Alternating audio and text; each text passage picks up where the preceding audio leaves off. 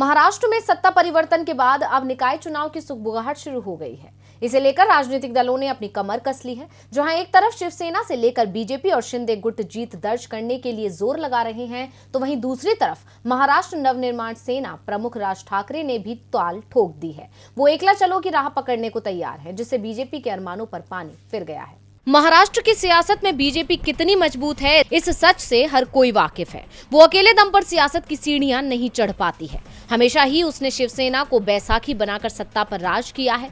अब शिवसेना के जाने के बाद उसने शिंदे गुट का सहारा बनाया है, लेकिन अब निकाय चुनाव को लेकर भी वो नए दोस्त की तलाश में है। इसी खोज में उसकी नजर राज ठाकरे पर थी, लेकिन अब चुनाव से पहले उसे जोरदार झटका लगा है। महाराष्ट्र नवनिर्माण सेना प्रमुख राज ठाकरे ने बीएमसी चुनाव अकेले दम पर लड़ने का ऐलान किया है। दरअसल ठाकरे की सीएम एकनाथ शिंदे और बीजेपी नेताओं के साथ करीबी देखने को मिली थी। एकनाथ शिंदे और बीजेपी नेताओं के साथ राज ठाकरे के मेल मुलाकातों के बाद ये चर्चा चल पड़ी थी कि क्या उनकी पार्टी एनडीए के साथ निकाय चुनाव लड़ेगी। अब राज ठाकरे ने इन सभी अटकलों पर विराम लगा दिया है। राज ठाकरे ने गठबंधन को लेकर ऐलान कर दिया है कि एमएनएस अकेले ही बीएमसी और अन्य नगर निकायों के लिए होने वाले चुनाव में उतरेगी।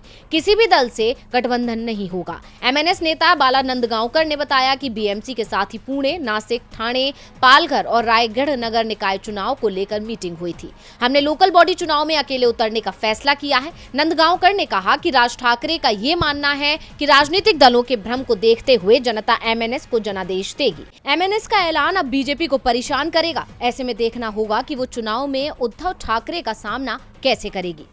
डीवी लाइव की रिपोर्ट। हमारे चैनल से जुड़े रहने के लिए YouTube पर टाइप करें डीवी लाइव, सब्सक्राइब बटन को क्लिक करें और बेल आइकन को दबाना न भूलें ताकि खबरें आप तक पहुंचती रहें।